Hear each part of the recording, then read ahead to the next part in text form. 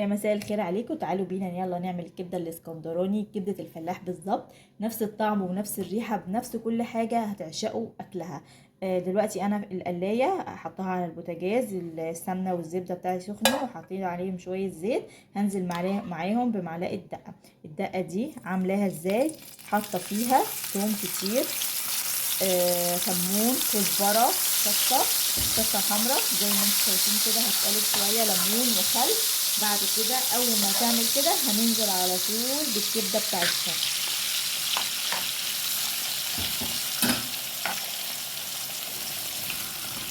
اهم حاجه الكبده بتحب، طبعا كلكم عارفين، بتحب الكزبره وبتحب الكمون جدا.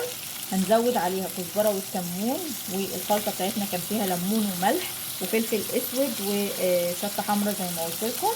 هتديها تشويح وهتتبل. لازم النار ما تكونش واطيه علشان بس الكبده ما تنزلش الميه بتاعتها، فايه النار بتكون حاميه معانا.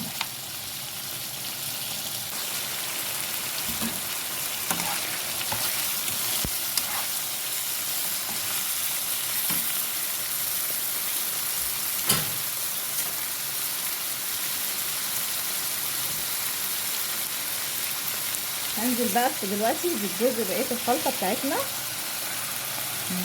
انا عاملاها في الثوم، شايفين؟ يعني نزلت الجزء في الاول وادي الجزء الثاني. هنقلب بقى كده. مش قادره اقول لكم بجد، الريحه رهيبه، الريحه بتاعتها جميله جدا.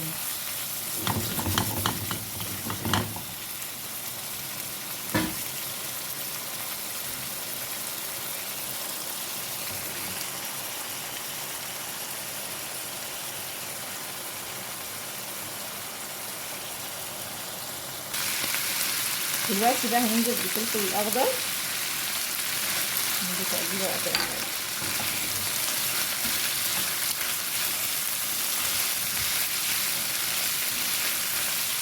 السلام على الشكشكه والريحه الجميله.